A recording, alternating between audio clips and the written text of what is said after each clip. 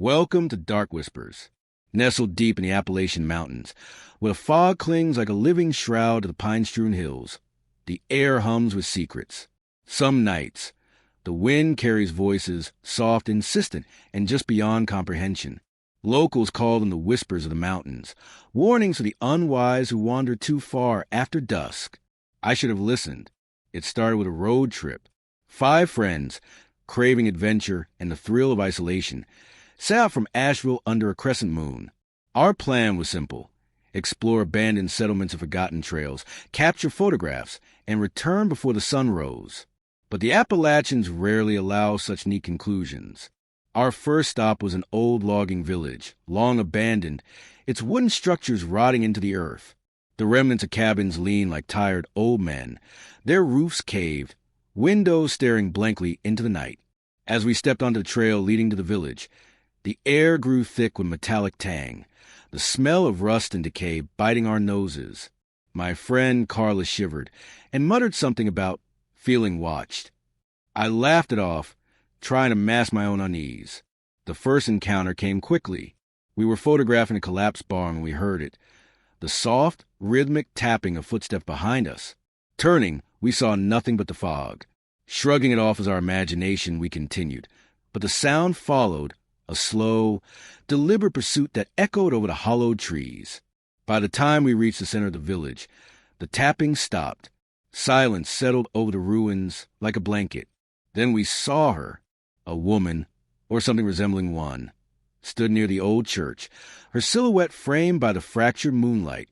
She wore a long, tattered dress, dark as the surrounding shadows, and her hair hung in wet, stringy strands over a pale, featureless face.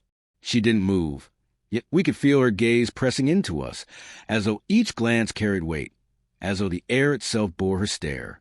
Carla whispered my name, frozen with fear. I wanted to run, but our path back seemed swallowed by the fog. Suddenly, a voice called from the trees, soft, feminine, but layered with an unnatural undertone, a hollow resonance that seemed to vibrate inside our skulls. "Leave or stay," it repeated over and over, twisting, elongating in ways human voices never should. Panic surged. My friend Michael grabbed his camera and snapped a photo, a futile attempt at proof. The flash illuminated the figure for a moment, enough to see her mouth gaping wide, impossibly wide, as if the shadow itself had opened a wound. Then she was gone. We ran, not just from the village, but from the sensation of being hunted. The woods seemed endless, paths twisting upon themselves, until we stumbled onto a forgotten trail, one marked by jagged stones and hollow trees. There, etched into the bark, were symbols we didn't recognize, circles intersected with jagged lines, shapes that seemed to pulse in the dim light. Every time we glanced back, we thought we saw her among the trees, always at the edge of perception. Night deepened. We set up a small camp near an old creek, hoping daylight would bring clarity, safety. But darkness in the Appalachians is not mere absence of light. It is a presence. The air grew colder, heavier, and the whispers returned, not from a single source, but surrounding us, murmuring unintelligible warnings, sometimes urgent, sometimes mocking. I woke to movement near the fire. A shadow crouched, watching us, its limbs distorted, unnatural. It didn't step into the firelight, but the rustle of leaves and the crunch of twigs betrayed its presence. As I reached for my flashlight, it vanished, leaving only the sense of eyes still upon us. By the first light of dawn, we found the village empty, silent, as if the horrors of the night had been conjured only for us. But the photographs told another story.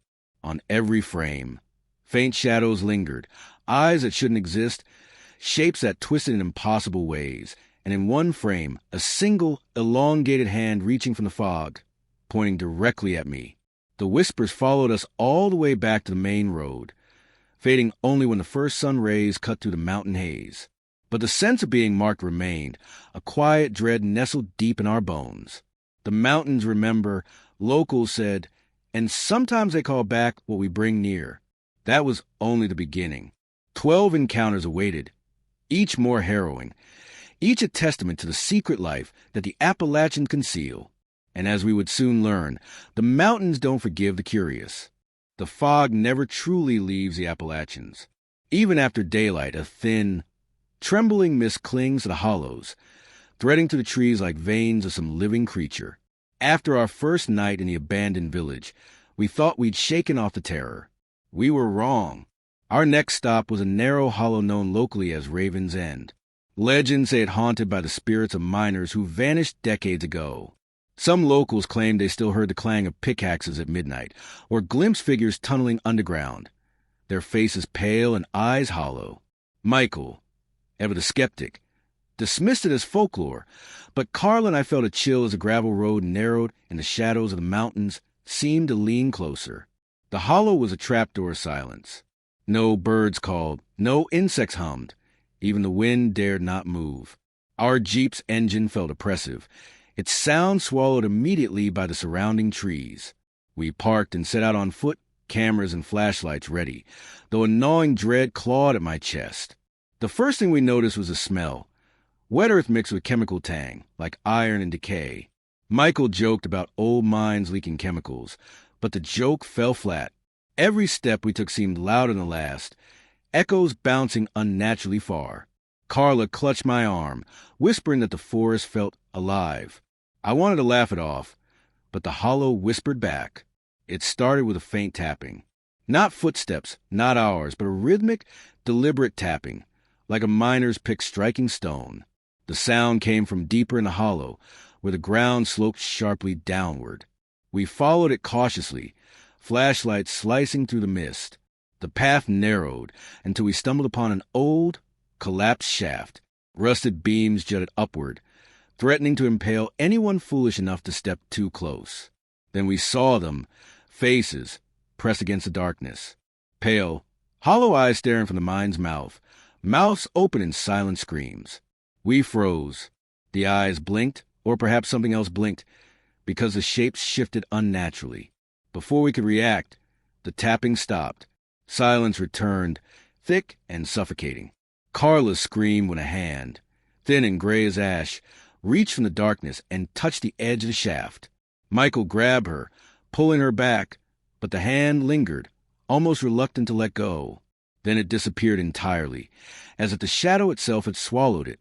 We ran, hearts hammering. The forest seemed to move with us, trees bending, roots tangling at our feet. Every time we looked back, shapes emerged, figures gliding between the trunks, indistinct yet unmistakably human. Whispers surrounded us, muttering names we didn't recognize, phrases in a language older than English. By nightfall, we found shelter in a crumbling cabin perched precariously on a hill. Inside, the air was stale, heavy with the scent of mold and rust. We tried to light a fire, but the wood refused to catch. And then the whispers began again, now inside the cabin, soft but insistent. "Stay, stay," they urged, each repetition twisting our minds with unease. I woke to movement across the floorboards. Something large and dark slithered between the shadows, leaving behind scratches in the wood that seemed to writhe when we looked away. Carla refused to look, covering her face, whispering prayers we didn't understand. Michael, ever the brave one, tried to capture the thing on camera. His photos later revealed only static, except for faint, ghostly shapes that didn't belong to anything alive. Then came the scratching at the walls. Slow, deliberate, almost conversational, as if something outside or inside was trying to communicate. My stomach churned with fear as the scratching moved from wall to wall, circling us, sometimes stopping, only to resume louder than before. We didn't sleep. None of us could. Shadows flitted across corners of the cabin, darting faster than eyes could follow. When morning finally broke, the hollow seemed almost normal. Sun streaming through the trees, birds singing as if the night had never occurred. But the hollow doesn't forgive. One by one, we noticed faint handprints smeared on the outside of the cabin, gray, cold, and impossibly human in shape. And in the photographs Michael had taken, we could see them. Faces emerging from the walls, screaming silently, eyes full of longing. One image even revealed the pale hand we had seen the night before, now resting on Carla's shoulder, though she felt nothing. We left Ravens and quickly, the echoes of the hollow following us. But each step on the winding mountain roads carried the weight of eyes we could not shake, and whispers that insisted we were marked. The Appalachians were watching, always watching. We had survived the hollow, barely, but the mountains had not forgotten us. 12 encounters, each more terrifying than the last, awaited, and as we drove toward the next trail, the wind whispered a promise. They are not done with you. The Appalachians have a language of their own, spoken in creaking trees, sighing winds, and shadows that bend unnaturally. After Raven's End, none of us spoke much in the Jeep, each of us lost in the echoes of the hollow and the suffocating whispers that seemed permanently etched into our minds. But the mountains were not done with us. Our next destination was a trail that wound up to a ridge known to locals as Wailing Ridge. The name itself carried a grim warning. Travelers claimed to hear voices of the lost, carried by the wind, crying for help, pleading, screaming. Some said the ridge was a thin veil between the living and something far older, an intersection of reality and the mountain's own memory. We arrived late afternoon. The sun was a dull smear behind clouds, painting the valley in gray. The trail narrowed quickly, a winding path lined with jagged rocks and leaning pines, their branches clawing at the sky. The air felt electric, charged with static, and every step seemed to amplify the faint wailing in the distance. At first it was indistinct, a low, keening sound, almost human yet distorted. The closer we approached the ridge, the clearer it became, voices crying, some screaming, others whispering our names. Seclaine, Carla, Michael, the mountains had learned our names. Fear gripped us, heavier than any backpack, colder than the autumn wind. Then the first figure appeared. A man, or something wearing the remnants of a man's clothing, stood on a rock outcropping. His body was twisted, limbs bent at impossible angles. His head lolled unnaturally, and from his mouth poured a hollow, wordless scream. We froze. Not a word, not a sound we recognized, yet the sheer force of it made our ears ring. Carla grabbed my arm, shaking. "We shouldn't be here," she whispered, her eyes wide with terror. But curiosity, or perhaps madness, pushed us forward. Michael raised his camera, snapping a photo. The flash illuminated the figure, only for it to vanish mid-frame, leaving a trail of mist curling downward into the ridge. We continued, each step slower, heavier. Shadows moved at the edge of our vision, darting between trees and rocks, shapes that vanished when we turned to face them. The wailing grew louder, layered, as though hundreds or thousands of voices cried simultaneously, echoing off the mountains. Then we saw them, dozens of figures perched along the ridge, pale and gaunt, faces frozen in expressions of terror. Some clawed at the rocks, as if trying to climb. Others sat hunched, rocking in silence, heads twitching unnaturally. One figure stepped forward, a woman in a dress soaked with what looked like mud, hair plastered to her face. Her mouth opened impossibly wide, and a scream erupted that seemed to shake the very mountains. We ran. Every instinct screamed at us to flee. The ridge was a maze of jagged rocks and twisted trees. Shadows reached for us as we stumbled, snatching at our clothing, hair, even our skin. The voices called out, now mocking, now begging. I felt a hand brush my shoulder, cold as ice yet solid. When I turned, nothing was there. Night fell quickly, as if the ridge swallowed the day. We huddled in a narrow crevice, trembling, listening to the wails that never ceased. Then something moved in the darkness, figures sliding silently toward us, faces hidden, limbs contorted. A cold gust extinguished our flashlights, leaving only moonlight to illuminate the horror. Suddenly, Michael screamed. When we turned, he was pointing at the ridge behind us. A shape, massive and black, loomed over crest. Its body was indistinct, shifting like a living shadow.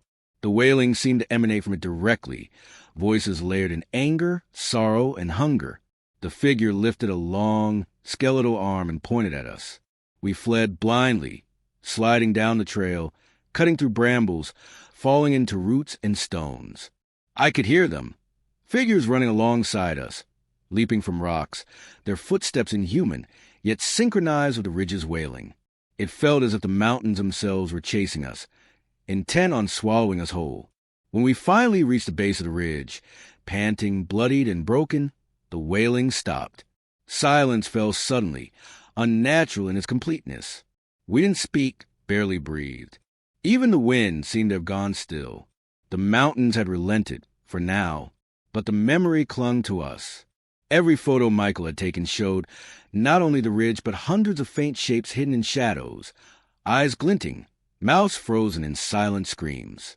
One image even captured the massive shadowed figure, faintly outlined against the moonlight, its arm extended in the exact direction we had fled. The ridge had marked us. And with each encounter, it became clearer. The Appalachians were alive, sentient, and patient.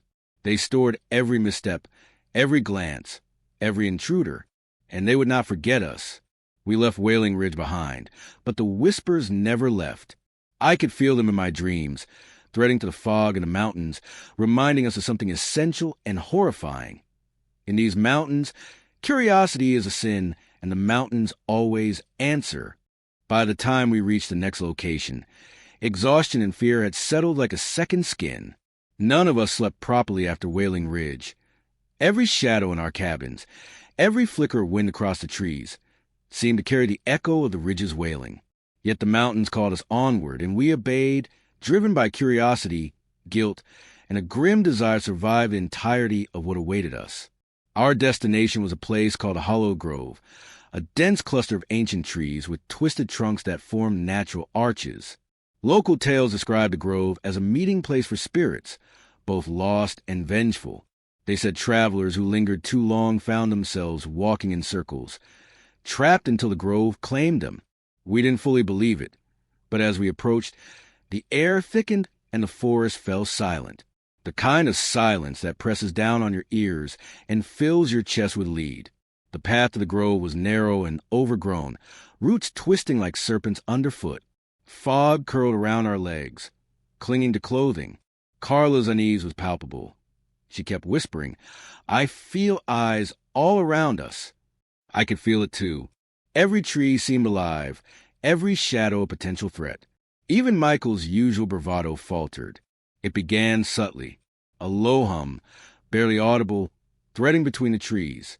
At first we thought it was a wind, but it grew, shaping itself into a chant, a slow, melodic cadence in a language we couldn't recognize. Each note seemed to echo in our bones, vibrating deep, unsettling something primal. Then we saw them, figures, indistinct, half-transparent, moving among the trees. They didn't walk. They glided, limbs bending in impossible ways, faces blank yet expressive with pure malice. The figures circled us, and each step we took forward seemed to lengthen the path behind us, as if the grove was rearranging itself. Carla screamed when one figure brushed past her, its fingers grazing her arm, leaving a black residue that burned cold. Michael tried to take photos, but the camera flickered, capturing nothing but static and fleeting glimpses of distorted faces. I realized then that this grove had a consciousness, aware of our intrusion. We pressed further into grove, hoping to find a clearing at its center. The chanting grew louder, voices now recognizable as whispers of the lost. Miners, loggers, travelers, all merged into a singular, haunting chorus. And then we saw the first corpse. A man, emaciated and gray, slumped against a tree. His eyes were wide, mouth open in a silent scream. But it wasn't dead in the normal sense. The skin shifted, pulsing like shadows beneath a thin membrane. When we stepped closer, it blinked. I don't know why it blinked, but the motion made my stomach heave. The grove seemed to react to our fear. Shadows thickened, moving faster, closing in. One figure darted behind Carla, whispering her name over and over. She turned to scream, but the figure vanished before our eyes, leaving only the sensation of being touched. Then the ground itself began to move. Roots and soil shifted like living things, wrapping around our boots, tugging at us. We stumbled, grabbed at each other, and fled deeper, but every step seemed to bring the grove closer. The trees leaned in, branches like skeletal hands scraping the sky, blotting out what little light filtered through the mist. It was in the clearing that we faced the most disturbing sight. A circle of figures, all staring at us, mouths wide open in silent wails. At the center was a figure taller than the rest, completely black, featureless, yet radiating authority. The chanting intensified, almost deafening, and then it raised a hand, pointing directly at us. Time fractured. One moment we were frozen. The next we were running blindly, the grove rearranging itself, the path behind us disappearing into twisted shadows. Carla tripped, falling into a shallow depression. But when we looked back, there was nothing, just fog and a lingering sense of eyes following us. We reached the edge of the grove just before dawn, collapsing against the trees. The chanting faded, replaced by a whisper carried on the wind. Return or remain. It didn't feel like a threat. It was a promise. Michael's photos from that night revealed horrors we couldn't have seen with our eyes. Shadowy figures in every frame, some pressed close to our faces, others merging with the trees themselves. One image even captured the featureless figure at the center, staring at us with impossible depth. The hollowed grove had marked us. Unlike Wailing Ridge, which chased with sheer terror, the grove had reached inside, probing our minds, leaving us raw and vulnerable.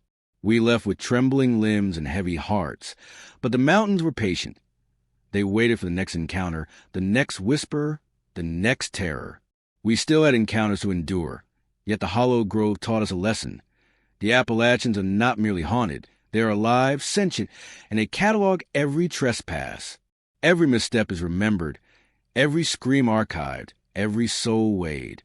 And as night fell around us on our journey onward, I knew we had only scratched the surface of what these mountains could unleash. The Appalachians do not forgive.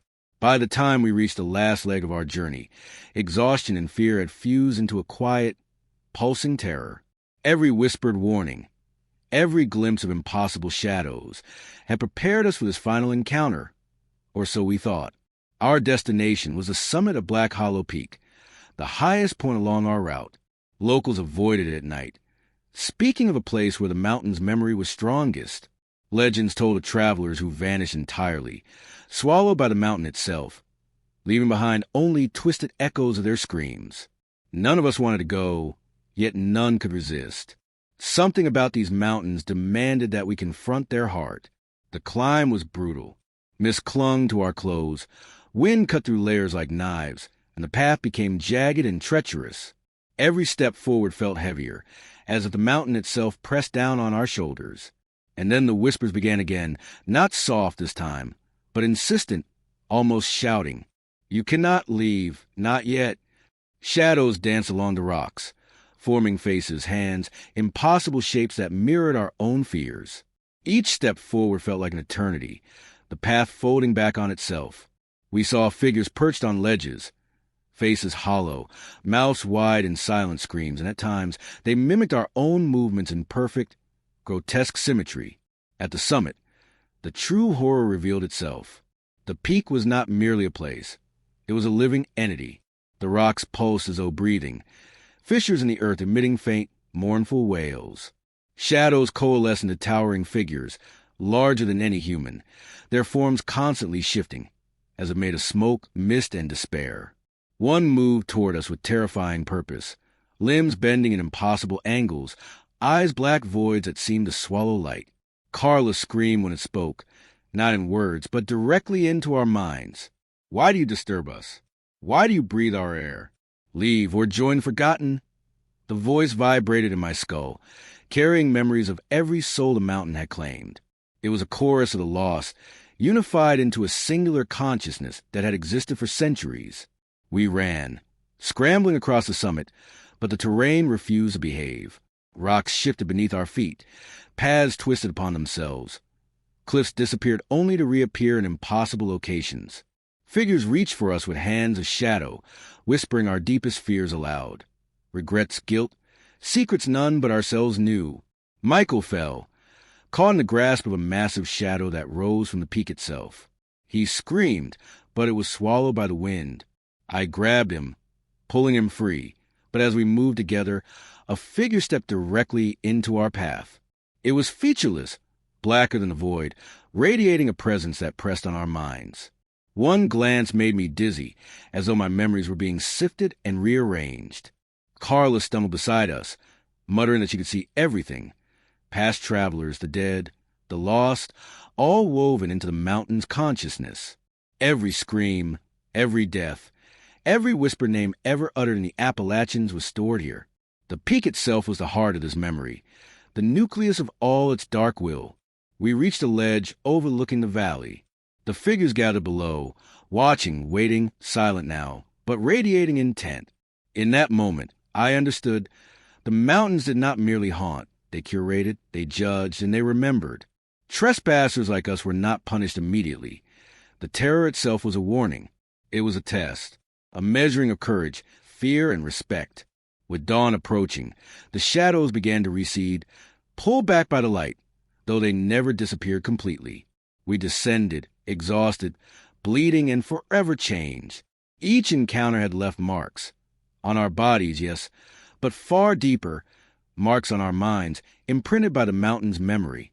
Back on the lower trails, the fog lifted, and the air felt lighter, yet the whispers remained, subtle now, teasing, reminding us that the Appalachians never forget. Every photograph we had taken showed things we couldn't see with our eyes. Figures lurking in the trees, shadowed faces in the fog, elongated limbs and hands pointing directly at us. 12 encounters, 12 moments of terror, each a testament to the mountain's sentience. From the abandoned village to Wailing Ridge, from Raven's End to Hollow Grove, and finally, the heart of Black Hollow Peak, the Appalachians had revealed their soul. And yet, the mountains were patient, for they knew we would return, or others like us would, drawn by the same fatal curiosity. As we left the mountains behind, the sun rising over the valleys, I heard one last whisper carried on the wind. Welcome to the heart of Appalachia. You belong here now, as do all who come seeking the unknown. We never spoke of what happened in full detail, not to anyone. But each night, when the wind moves through the pines and fog crawls along the hills, I hear it again, the quiet, insistent calling of the mountains, and I know that the Appalachians are still watching, still remembering, and still waiting. The mountains have a memory, and it never forgets.